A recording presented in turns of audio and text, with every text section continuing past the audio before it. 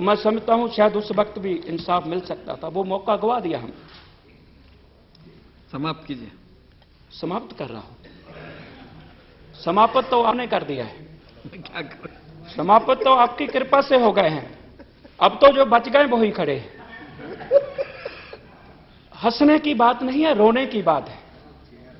आपने कोई पूछा नहीं कि भाई आप आतंकवादियों के समर्थक हैं या नहीं? आपने देखा कि पंजाब का नंबर किस गाड़ी पे लिखा है, जला दो। अरे मेरे कम्युनिस्ट भरा शायद बहुत ज्यादा धर्म में विश्वास न रखते हो, लेकिन अगर उनके सिर पर पगड़ी थी उनको भी जला दिया। इसलिए जो बच गए हैं वो ही खड़े हैं, बाकी तो समाप्त है। हम ये आपको कहना चाहते हैं कि जो ऐतिहासिक भूल हुई है हमारे मित्रों से, इधर बैठे हैं आज, हालांकि चैंपियन हैं सिख काज के लिए लड़ने के लिए, नो डाउट, अकाली भाई भी, परंतु 6 साल बीजेपी को समर्थन देना, केंद्र में सरकार में शामिल रह करके इंसाफ ना हासिल कर पाना, यह भी एक मैं समझता हूं कि उस समय हो सकता था, नहीं हो पाया और बीजेपी ने नहीं किया। इसलिए मैं कहता हूं कि कांग्रेस और बीजेपी की नीति में ज्यादा अंतर नहीं है, दोनों ही एक जैसे हैं। Nattha Singh, Prem Singh, both are the same thing. तो इसलिए हम, और एक ऐतिहासिक भूल हुई थी, एक ऐतिहासिक भूल डॉक्टर अंबेडकर के समय पे हुई थी। डॉक्टर अंबेडकर इस देश के 7 करोड़ अछूतों को, उस वक्त अछूतों की आबादी 7 करोड़ थी, आज तो 32 करोड़ हो गई है। डॉक्टर अंबेडकर चाहते थे कि जो गुरु नानक की सरबत के भले की आइडियोलॉजी है, जो हिंदू तुर्क को राफ जी, इमाम साफी मानस की जात सबे एक के पहचान वो का एजेंडा है, जो एक पिता एक के हम बारक का एजेंडा है, जो पै काहे को देतना न पै मानत आन का एजेंडा है।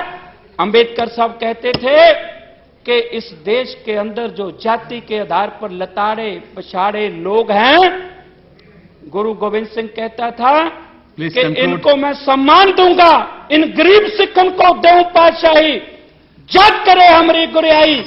जिन गरीब सिखों को गुरु गोविंद सिंह सम्मान देना चाहता था, तो डॉक्टर अंबेडकर साहब उन गरीब सिखों को सिख बनाना चाहते थे, लेकिन उस वक्त की सिख लीडरशिप ने डॉक्टर अंबेडकर साहब का इंथुजियास्टिक वेलकम नहीं किया।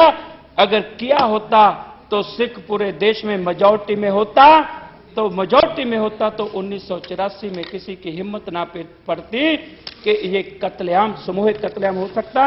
मैं कंक्लूड कर रहा हूं प्लीज।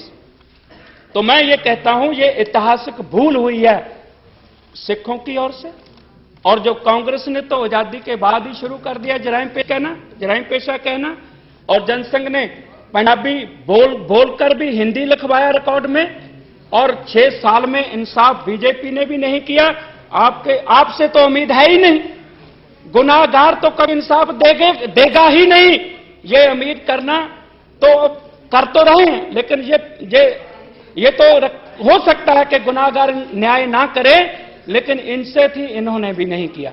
तो इसलिए हम ये आज ये एक कुछ हम सजेशन देना चाहते हैं कि लेट अस, अगर आप दिल से चाहते हैं कि हम इसको भूल जाएं, अगर हम दिल से चाहते हैं कि इसको भूल जाएं, तो इसका प्रॉपर डायग्नोज करो, इसका सही इलाज करो, सही ट्रीटमेंट करो।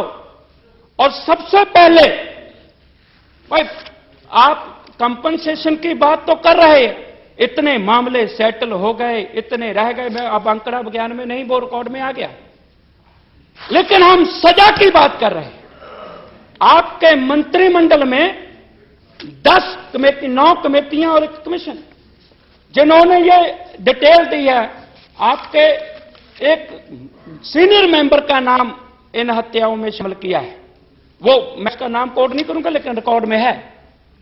वो आपके मंत्रिमंडल में तो हो सकता है, लेकिन हम ये कहते हैं कि आपने ब्लैक लिस्ट बनाई है, कुछ लोगों ने विदेशों में पॉलिटिकल असाइलम ली थी।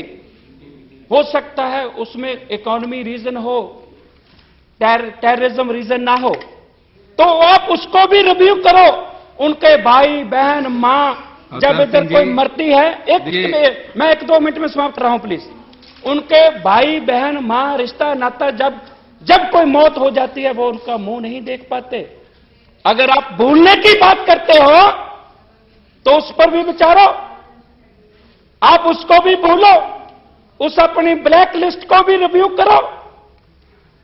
Late us all those peoples जिनको हमने जलावतन कर रखा है उनको बुलाओ, उनको यहां उनके परिवार से मिलने का मौका दो। राज महेंद्र सिंह और एक मिनट में प्लीज, 1 मिनट में हम ये हमारी ये सजेशन है कि दोषियों को सजा मिले, बिना किसी देरी से मिले, कंपनसेशन मिले, रिहैबिलिटेशन का इंतजाम हो, और जो एक अच्छा कुछ ऐसा प्रबंध किया जाए कि जो 25 साल में नहीं हो सका, वो आज हमारे होम मिनिस्टर साहब जहां बैठे हैं, ये पूरी सिख कौम को, नेशन को, दुनिया को एश्योरेंस दें कि जो 25 साल में इनसे भूल हुई है, नहीं किया 25 साल में, वो हम अब जल्दी से जल्दी करें।